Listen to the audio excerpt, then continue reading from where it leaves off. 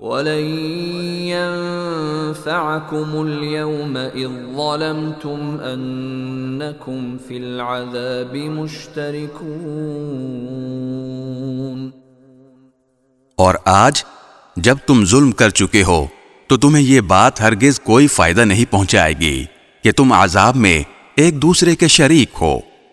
أَفَأَنْتَ تُسْمِعُ الصُّمَّ أَوْ تَهْدِي الْعُمْيَ وَمَنْ كَانَ فِي ضَلَالٍ مُبِينٍ۔ تو پھر اے پیغمبر، کیا تم بہروں کو سناؤ گے یا اندھوں کو، اور ان لوگوں کو راستے پر لاؤ گے جو کھلی گمراہی میں پڑے ہوئے ہیں؟